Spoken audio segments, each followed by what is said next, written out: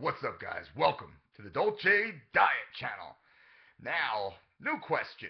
This question comes from, let's see the young man's name, Jeff Slothhour, Slothower, on Twitter at J_Slothhour. And what Jeff asks, Romanian deadlift or high hip deadlift? And that's actually a great question. And a lot of people don't even know what the Romanian deadlift is. So let's take it back a little bit. The Romanian deadlift was actually performed by a young man, Olympic lifter named Nicu Vlad, I believe. And he performed this exercise at the Olympic Training Center in front of a bunch of Americans. The Americans looked over and they're like, what the fuck is that crazy dude doing? And then they saw him start to load up the bar.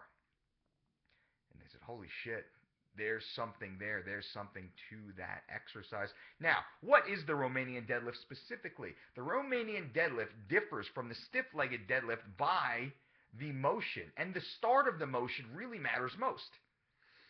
In that, when you set up for a Romanian deadlift, you set up with the bar in the rack, approximately at hip height, mid-thigh height or so. So you can walk up to the bar, standing up, you can grab the bar, pick it up out of the rack, walk out, so you initiate the motion in the fully erect standing position. Yes, I said erect.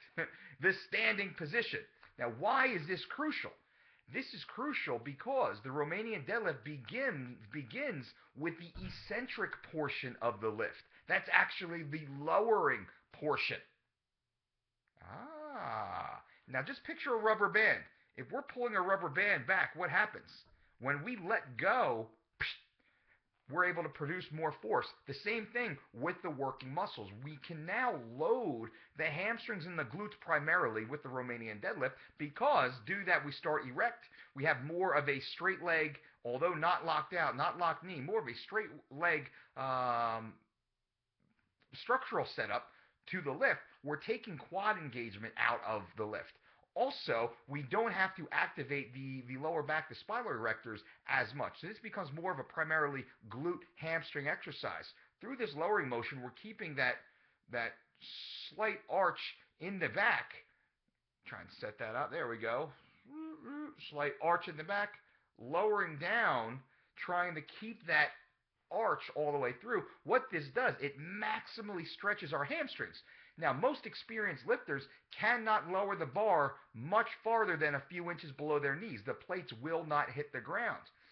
Now, with a stiff-legged deadlift, the stiff-legged deadlift starts with the plates on the ground, and you have to be bent over completely. When you're bent over completely, it's a very disadvantageous position for the body to be in. We can generate very little power unless we actually bend our knees more, activating quad engagement to get our back into an advantageous position to generate force and lift the weight. So the stiff-legged deadlift starts as a concentric motion. The Romanian deadlift starts as an eccentric motion. Most lifters can handle much more weight on the Romanian deadlift than they can on the stiff-legged deadlift. And you might ask, which one is better? Of course, neither. They are both crucial to your development as an athlete or as a trainee. You must perform all core exercises, all major exercises at max capacity with pristine form. And that's again, crucial here. So hopefully, Jay Showalther, let's say your name again. I apologize. Jeff Slothhour. Hard to say. That's actually a great question. I appreciate it. Not many people even know what a Romanian deadlift is. So what I want you to do, once I get slightly better capability here on filming and recording, you notice I got my microphone. What? I got our studio mic set up, which I use for our podcast primarily.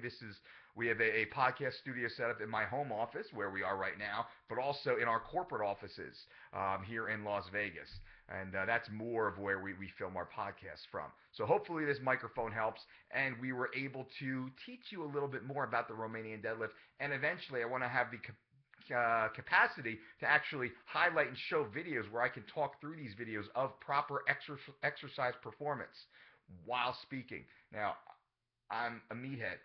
I don't have that ability yet, but I'm working with a AV coordinator that's actually going to start to help us.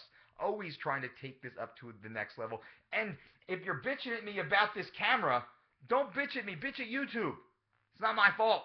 This is YouTube's new software that they allow us to actually record straight from our laptop. I got a fucking 2015 MacBook Air. I mean, this is pretty good computer, right? All you tech heads out there, it's a good computer. So why is it kind of SD quality? I don't know. So I'm going to look at the upload process. I'm going to see if I can do anything to make it better for you. But it just makes it so convenient. I saw that tweet pop up, and this was on my Twitter. This question was asked at the Dolce Diet. I saw the tweet pop up. I thought it would be a great thing to share with you guys here on a lazy Sunday as I am drinking my black coffee. Delicious.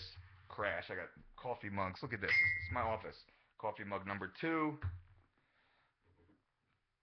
Coffee mug number 3.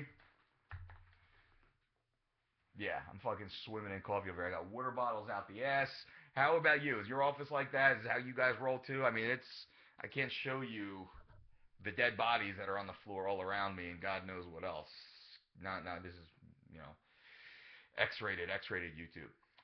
But again, the Romanian deadlift versus the stiff-legged deadlift or the high hip deadlift. I prefer to call it a high hip deadlift because when you say stiff-legged deadlift to novice and beginners, they think they need to lock the knees out completely, and that is not a good position to be in. I call it high hip because that allows them to keep their hips high while keeping a slight bend in their knees, using their quads, their thighs, as shock absorbers. That's one of the mental cues. Your legs are just there as shock absorbers. On the high hip or the stiff leg. So again, hopefully that helps, guys. Definitely Google Romanian deadlift versus stiff-legged deadlift, and you can see some video tutorials of that. Hopefully my explanation helped you, and you should be hitting those typically 5 reps. 5 reps is a great set system in order to train those lips maximally, but always use great form. And I think that's it. So I appreciate it. Remember, subscribe.